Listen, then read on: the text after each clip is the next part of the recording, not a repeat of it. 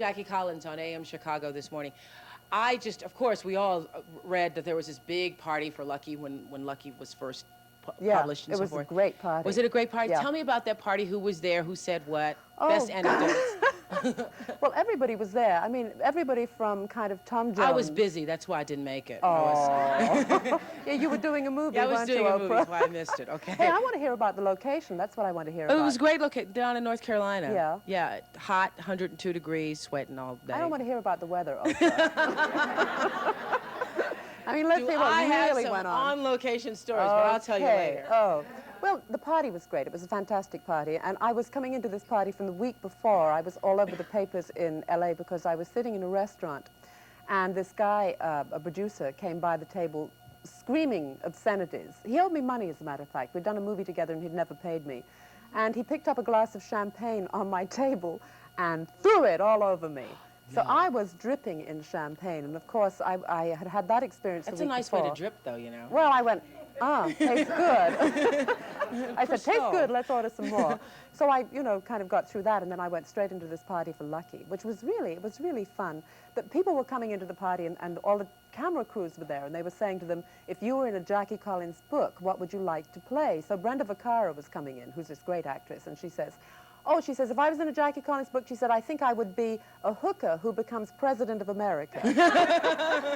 And I think she kind of summed it up, because I do like to write that kind of rags to riches thing, that person who has nothing, like Carrie in Chances, who really had a terrible I beginning. really appreciated it because, first of all, when the movie version of Lucky comes out, is it going to be Lucky and Chances? It's going to be Lucky and Chances, yes. Oh, wonderful. In fact, I was offered a 7-hour TV miniseries, but I have told them that I really have to have cast approval on the 4 main characters.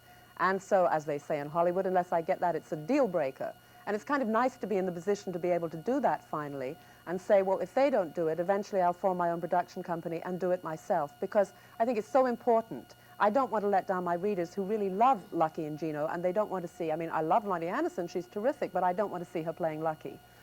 Not a Lucky, she's not Lucky. Exactly, that's the whole point. So I want to be in a position where they have to come to me and say, is this okay with you? Well, in those of you who have read Chances or are reading Lucky know that the Carrie and Stephen subplot, they are black actors. And the way you describe Stephen, when you find Stephen, would you give me a call? I want to know myself, honey. Ring me up when you find Stephen. Yes, hi. Hi. Ms. Collins, I'd like to know, when you wrote the book, The Bitch, did you have Joan Collins in mind as the starring role? Her sister? Right. Well, I have to say that The Bitch was actually a sequel to The Stud. And I had written The Stud in 1969. And we finally made it as a movie before my sister Joan Collins was doing Alexis in Dynasty. She did Fontaine Khaled in The Stud, who was this very beautiful, rich, jet-set nymphomaniac character. It was almost a forerunner for Alexis. And so we did that movie, and it was so successful. It was the most successful movie in Europe of 1979. And they said we should go with a sequel. And so I thought about what the sequel could be, and I didn't want to go with the character of the Stud. I thought we should go with a female character. So we decided on doing another movie called The Bitch. I really didn't have anything to do with the movie. I gave them a 10-page outline, and I went away and did another movie and wrote the book of The Bitch. So I didn't think the movie was very good, although I love the movie of The Stud.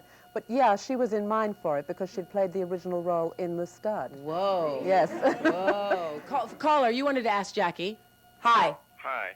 I want to ask Jackie, how is she able to get into the psyche of a man? A lot of times when I read her book, I always get the impression that a man wrote that book. Really? Especially from the way she describes how the man is thinking about the woman and what he'd like to do with her and stuff like that. It's just like, how does she know all this kind of thing? I have been, this has been said to me before, that sometimes they say you write like a man. I think it's very easy for a woman, if she's observant, to get into the way a man thinks. I mean, you have only to sit at a stoplight in the traffic and watch a girl cross the street in a tight sweater and a short skirt, and you look at the 2 guys sitting in the car next to you, and you know what their reaction is going to be. And I was an actress when I first started in this business, when I was very young, when I was a teenager. And I never considered myself an actress. I considered myself an out-of-work writer getting material. And so I would watch men's reaction to women in the film industry, and I think that gave me a great grounding in how they thought. Thank you, caller. Yes. Jackie, women are dating a lot of younger men now, which I think is fantastic.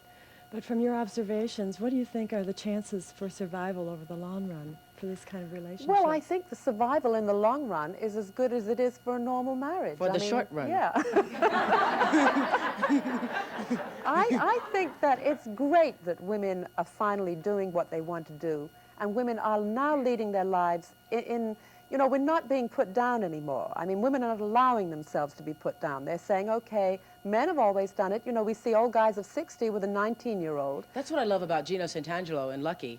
He's 73 and still going strong. If you know what I mean. Well, Gino is a sexy character. Yeah, yeah. And why should he stop, you know? He's always been a sexy character. So he keeps on going. And his women get a little older. I mean, his women are in their 40s. Which but is he's decent. 73. And yeah, but I mean, I see nothing wrong with an older woman going out with a younger man if that's what turns her on. Well, speaking of that, are you married to a man 15 or 10 years younger than you? If you like younger men and you're not afraid of marrying them, coming up on AM Chicago, older women married to younger men. So if you fit the bill or you know someone who does that you'd like to snitch on about now and tell us about it, call us now, 750-7333 to reserve your seat for our AM audience. When we come back, we'll talk to Jackie about Alexis, her sister Joan, in a moment on AM Chicago.